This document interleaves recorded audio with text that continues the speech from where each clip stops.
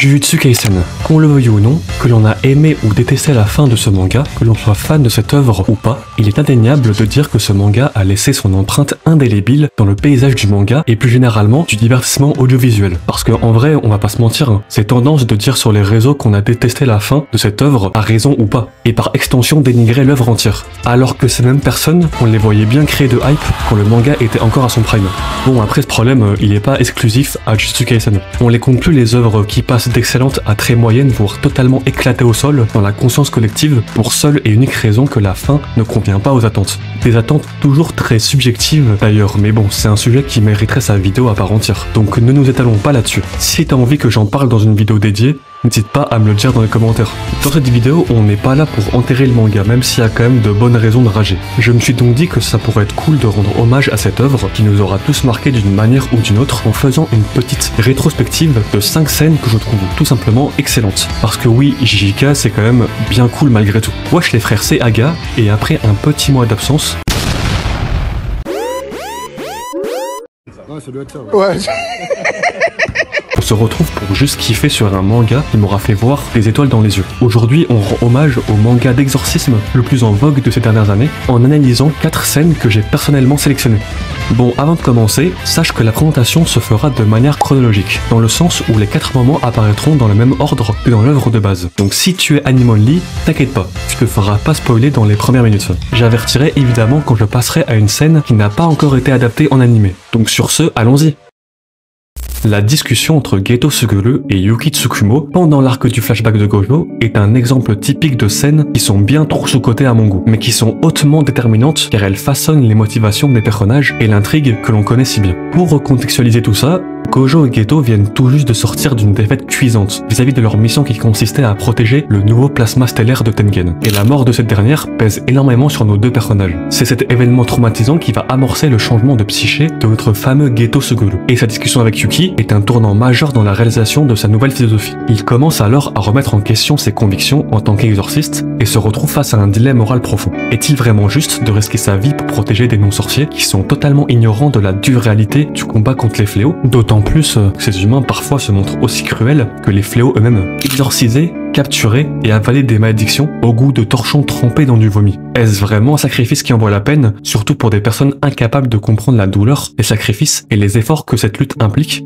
Geto Suguru se perçoit comme une personne puissante, et cette puissance lui a toujours donné le sentiment qu'il avait le devoir de protéger les plus faibles et de prendre en charge, en quelque sorte, le sale boulot. Comme il le dit lui-même, avec sa force viennent des responsabilités. Pourtant, il commence à douter. Tout ce qu'il fait, il le fait peut-être à perte. Pour des gens qui selon lui sont comparables à des primates. Une pensée extrême implique une solution extrême, car après tout selon Yuki, plutôt que de chasser les fléaux, il serait sans doute plus efficace de bâtir un monde qui n'en génère pas, ou alors faire en sorte que les non-exorcistes arrivent à contrôler leur énergie occulte, car un non-exorciste n'a pas la technique pour contenir son énergie et ainsi limiter la création de fléaux qui naissent à partir des sentiments négatifs de ces non-exorcistes. Et si les tuer deviendrait alors pas une option? C'est évidemment la solution qui vient en tête à Geto dans un éclair d'illumination, mais on se doute bien que la solution est impossible à mettre en place par simple éthique et Yuki lui fait d'abord très bien savoir. Même si elle dément pas que c'est une mauvaise idée, car les tuer les forcerait à évoluer pour qu'ils puissent survivre. De toute façon, on sent bien que le raisonnement de Geto est guidé par la haine plus qu'autre chose. Que choisir entre le mépris des non-exorcistes et le devoir de les protéger malgré tout? Parce que si Yuki préfère traiter les causes du mal par rapport à l'organisation des exorcistes qui eux s'occupent des symptômes, donc après que le mal soit fait, il n'en reste pas moins qu'elle a une version idéaliste vis-à-vis de la résolution de ce problème. Elle met en avant l'idée qu'il serait possible de libérer les humains de leur capacité à générer des malédictions, brisant ainsi le cycle de souffrance sans violence inutile.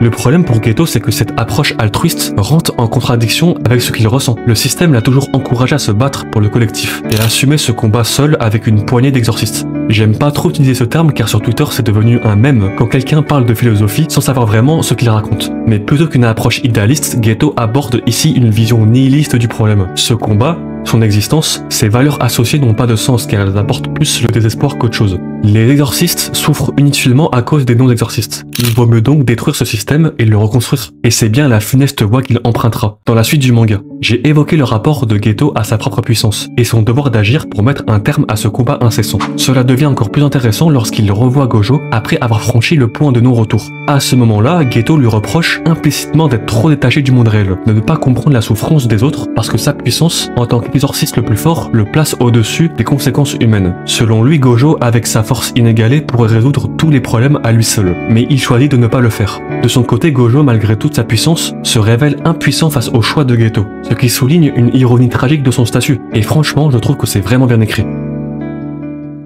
Passons maintenant à l'arc Shibuya, un arc qui regorge de scènes mémorables qui auront su placer ce moment de l'histoire de JJK dans le top des meilleurs arcs shonen pour beaucoup de personnes, et pour moi aussi d'ailleurs. J'en ai donc sélectionné 2, histoire de ne pas faire une vidéo complète sur cet arc, même si ça m'aurait pas dérangé tant que ça. La révélation de la véritable identité du soi-disant Geto Suguru face à Gojo dans cet arc est sans doute le point le plus déterminant de l'arc, tant dans ce qu'il représente et les conséquences qui vont en découler. Acculé dans la gare de Shibuya, Gojo se retrouve contraint d'affronter seul les 4 fléaux qui lui ont tendu un piège. Mais sa tâche est d'autant plus complexe qu'il doit également protéger les centaines de passants présents sur les lieux, tout en cherchant à éliminer ses adversaires avec un minimum de dégâts collatéraux. C'est à cet instant de confrontation extrême que Geto, ou plutôt Kenjaku, fait finalement son apparition. Il a clairement choisi le moment idéal pour révéler sa véritable identité, maximisant ainsi l'impact psychologique que cela pourrait avoir sur Gojo. En voyant le corps de son ancien ami Suguru Geto parmi ses ennemis, Gojo est d'abord submergé par la confusion et la douleur. Suguru n'était pas juste un camarade pour lui,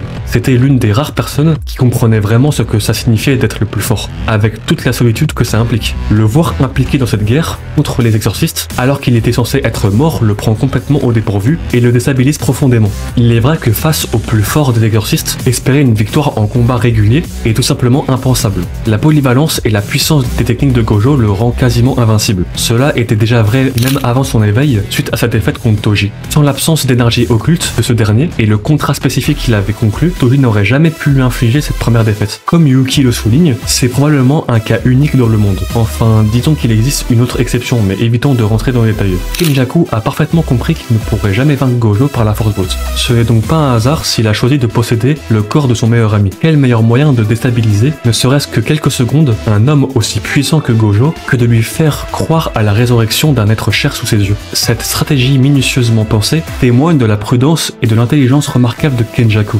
Chaque détail est calculé pour exploiter les failles émotionnelles de Gojo. Et cette révélation, les amis, qu'est-ce qu'elle est incroyablement bien amenée et impactante. Ce qui rend cette scène particulièrement marquante, c'est la manière dont Gojo traverse un éventail complet d'émotions en un laps de temps très court, amplifiant l'impact du choc de la révélation. Il passe d'abord par de l'incompréhension, puis par le doute lorsqu'il envisage même brièvement que celui qu'il voit pourrait être réellement Suguru Geto. Vient ensuite une vague de nostalgie, évoquant les souvenirs des jours heureux où son ami était encore en vie. Mais cette réflexion laisse place à la résignation et au retour brutal à la réalité. Malheureusement, lorsqu'il atteint ce stade, il est déjà trop tard. Kenjaku a réussi à gagner suffisamment de temps pour que la prison à la lisière des mondes s'active complètement, piégeant ainsi Gojo, l'exorciste le plus puissant de sa génération. Cette succession d'émotions n'est pas anodine, elle souligne à quel point Gojo, malgré sa force inégalée, reste humain et vulnérable face à ses souvenirs et aux manipulations psychologiques. En fait, le plus tragique dans cette situation, c'est que Gojo lui-même a en quelque sorte provoqué sa propre défaite. En ne remettant pas le corps de Suguru Geto à Shoko, après l'avoir présumé mort, il a laissé une porte ouverte à la profanation par Kenjaku. Gojo porte déjà le poids immense de la mort de son meilleur ami, un ami qu'il n'a pas pu sauver malgré ses pouvoirs, qui en théorie lui permettait de tout accomplir. Mais ce fardeau s'alourdit aujourd'hui. Non seulement il n'a pas pu empêcher la mort de Geto, mais il doit désormais affronter une version déformée et manipulée de son ami. La mémoire de Geto est alors souillée et Gojo se retrouve piégé dans un cycle de deuil et de culpabilité qui le ronge profondément, incapable de tourner la page. Cette confrontation avec le passé le force à revivre cette douleur encore et encore, soulignant alors la limite tragique de sa toute-puissance.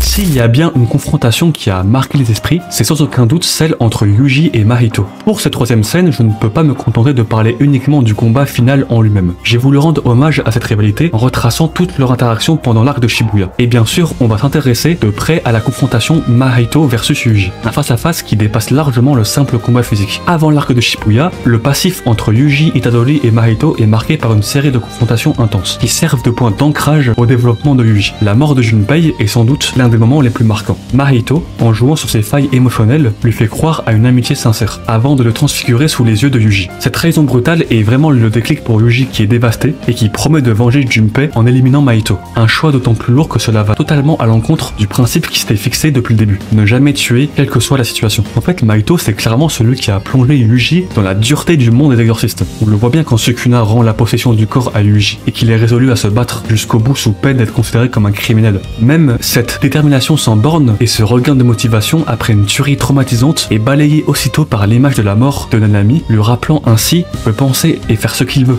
Il y aura des pertes dans tous les cas, car il est impossible de tout régler sans dégâts collatéraux. Se battre, avancer, assumer son rôle insignifiant de rouage dans la société sur les missions de l'exorciste. Il faut dire que Mahito a vraiment poussé Yuji dans ses derniers retranchements. Entre la mort de Junpei, la disparition de Nanami et ce qu'il a fait à Nobara, difficile d'imaginer un accueil plus cruel dans ce monde impitoyable de fléaux. Franchement, on peut difficilement trouver meilleure carte de bienvenue pour briser quelqu'un à la fois physiquement et mentalement. Mahito incarne littéralement la haine et le ressentiment qui consume Yuji. Il devient alors la personnification de tout ce que Yuji déteste chez les fléaux. Leur cruauté, leur mépris de la vie humaine et leur sadisme. Cette lutte, héritée de Nanami, prend une dimension personnelle avec Mahito, qui représente le dernier obstacle que Yuji doit surmonter pour espérer retrouver une forme de paix intérieure. C'est alors un combat symbolique. Vaincre Mahito, c'est non seulement venger ses proches, mais aussi affirmer son propre rôle dans ce monde brutal. Leur combat, c'est bien plus qu'un simple affrontement physique. C'est pour Yuji le défi d'accepter le deuil et la brutalité inhérente à sa lutte contre les fléaux. Mahito, fidèle à lui-même, n'hésite pas à utiliser des humains remodelés comme arme contre Yuji, transformant chaque attaque en un dilemme moral insoutenable. Chaque mouvement, chaque décision a des vies humaines en jeu, ce qui renforce le sentiment d'urgence et de gravité autour de leur affrontement. Après tout, les deux protagonistes de ce combat participent directement à l'évolution de l'autre, que ce soit sur le plan de la puissance ou de l'idéologie. Yuji va pousser Mahito à aller toujours plus loin dans l'horreur, le forçant à commettre des actes de plus en plus abjects en parfaite adéquation avec sa nature maléfique. Et de son côté, Mahito contraint Yuji à assumer pleinement son rôle d'exorciste, en acceptant la violence et les sacrifices que cela implique. Chacun agit selon des raisons qui leur sont propres, mais qui restent justifiables dans leur logique. Un fléau est né pour semer le chaos, tandis qu'un exorciste se doit de l'affronter. La phrase « tu et moi » prononcée par Yuji illustre parfaitement cette dynamique. Ces deux personnages sont liés par une nécessité tragique, celle d'accomplir leur mission coûte que coûte. Yuji tuera Mahito autant de fois qu'il renaîtra, et Mahito cherchera inlassablement à le briser. Le chasseur devient le chassé, et leur combat prend une dimension presque cyclique, comme une fatalité impossible à briser. Attention, la vidéo passe maintenant dans la partie spoiler. Si vous êtes animé only et que vous voulez pas en savoir plus, on se dit à la prochaine. Sinon, commençons. Évidemment, vous l'aurez compris, mais c'est maintenant au tour de la traque mortelle d'être abordé. Ce début d'arc très prometteur qui pose les bases du plan de Kenjaku a su attirer l'attention des lecteurs et éveiller la curiosité. Les personnages sont pris dans les conséquences de l'arc de Shibuya qui a refaçonné le monde jusqu'à ses propres règles intrinsèques. Dans ce tumulte de changements et d'incertitudes sur l'avenir du Japon, un homme semble être indifférent à ce climat. Pour cette quatrième scène, je vais aborder le combat entre Yuji Itadori et l'avocat Hiromi Iguruma, un homme dont le terrain de jeu a toujours été celui du monde de la justice. Le chapitre 159 s'est suffi à lui-même pour faire rentrer cet avocat dans mon top 5 des persos de JJK. Très peu de chapitres de manga arrivent à développer une psychologie, des doutes, des craintes poussées vis-à-vis d'un personnage en l'espace de 17 pages seulement. Tu veux comprendre et savoir qu'est-ce qui constitue le personnage d'Iguruma et ce qui le rend si intéressant, va lire le chapitre 159, ni plus ni moins. Dans un pays où le taux de condamnation est de 99,9%, Iguruma est un avocat qui s'efforce quand même de bien faire son travail, même si le destin des accusés dont il s'occupe est déjà tout tracé. C'est le genre de personne qui fera toujours preuve de connivence, c'est-à-dire trouver le bon dans le mauvais. Typiquement, si un accusé se voit accusé d'un double meurtre par des preuves accablantes, mais que ce dernier montre des signes de sincérité et de faiblesse en niant sa culpabilité, Iguruma cherchera toujours à démêler le vrai du faux, même s'il sait que le discours n'a aucun sens. C'est un avocat qui a foi en l'humain en quelque sorte. Cependant, la réalité du système le rattrape, quand ses clients se font quand même condamner malgré tous les efforts fournis pour les faire briller malgré leur supposé tort. En fait, c'est simple, Iguruma déteste la monotonie, et quand tu possèdes un travail où le déroulé et la conclusion est toujours la même, c'est juste impossible de s'épanouir dans ce métier qui semble être un métier passion pour lui. En fait, depuis tout petit, ce mec a toujours essayé de tirer au clair ce qui le rendait curieux. La justice est souvent représentée par une femme avec les yeux bandés. En effet, elle ne doit pas être influencée par l'apparence, les préjugés et les intérêts personnels. Elle juge uniquement en fonction des faits et de rien d'autre. Ironiquement, ce bandeau sur les yeux peut être aussi interprété comme une satire suggérant que la justice est aveugle, c'est-à-dire insensible à la réalité ou aux injustices, comme si cette impartialité devenait la limite de la justice. C'est exactement ce que Higuluma ressent. Contrairement à cette approche aveuglée et détachée, lui souhaiterait juger les gens avec les yeux grands ouverts, pour tenir fermement la main de la personne qu'il a en face de lui. Poser les pour et les contre de manière plus humaine en quelque sorte. Tout ce que je raconte, c'était sans compter la traque mortelle, parce que oui, ce mec aurait très bien pu finir ses jours dans un cabinet d'avocats, rongé par les remords et acceptant la triste fatalité de ce monde judiciaire. Cependant, le destin en aura voulu autrement, puisqu'il a obtenu des pouvoirs en devenant un participant de la traque mortelle. Quoi de mieux pour un avocat désabusé qu'une extension de territoire jugeant sa victime pour pouvoir appliquer sa propre justice. En étant forcé à participer à la traque mortelle, Higuluma verra sûrement en cet événement un système de règles qui a du sens, un système qui fait plus que de juger la valeur des gens uniformément. C'est avec sa curiosité qui l'anime depuis tout petit qu'il se met petit à petit à engranger des points jusqu'à attirer l'attention de Megumi et de Itadori. Parfois la loi ne suffit pas, mais alors qu'en est-il de la traque? C'est sur ces mots que Higuluma affiche son refus de collaborer avec Itadori afin de mettre fin à la traque mortelle, et que le combat entre nos deux personnages commence. Ce combat a vraiment une saveur particulière que les autres combats n'ont pas, dans le sens où la majorité des combats de JJK dépeignent des confrontations de puissance, alliant stratégie à maîtrise fine de l'énergie occulte. Tout est calculé pour pouvoir faire un maximum de dégâts à son opposant. Les extensions de territoire sont de plus en plus létales, ce qui a réduit considérablement le nombre de personnes capables d'en produire, étant donné qu'une grande quantité d'énergie occulte est nécessaire. L'extension de territoire de Higuluma se veut plus terre à terre, avec des règles précises qui scellent un contrat avec sa victime. Ici, pas d'attaque démesurée ni mortelle. Higuluma plonge Yuji dans son extension de territoire appelée peine capitale et va forcer Yuji à se confronter à ses crimes et délits commis dans le passé. Quoi de mieux que ce genre d'extension de territoire pour développer le personnage d'un avocat et la culpabilité que Yuji ressent depuis Shibuya. C'est vraiment ce qui fait le sel de ce combat en fait.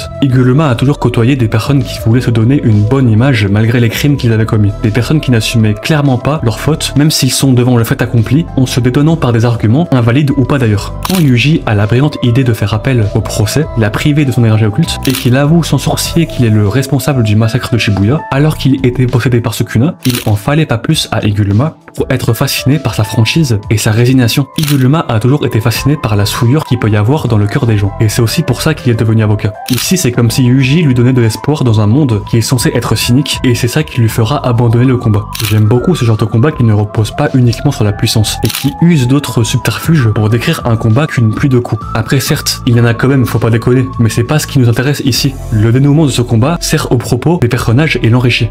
Du coup, voilà les frères, je pense que j'ai à peu près dit tout ce que j'avais à dire sur ces 4 scènes qui m'ont clairement touché en tant que lecteur et que je n'oublierai sans doute jamais. Bien que la fin de ton manga soit très discutable, merci Gege Akutami pour les classiques que tu as posés. Merci d'avoir redonné des lettres de noblesse au Jump et j'espère qu'on te retrouvera assez vite dans une prochaine œuvre où tu auras l'occasion de montrer encore plus ton talent, avec moins de contraintes éditoriales je l'espère. Sur ce, n'hésite pas à me donner ta scène préférée de JJK. Si tu as kiffé la vidéo, n'hésite pas à t'abonner et à lâcher un pouce bleu. Et sur ce les frères, prenez soin de vous.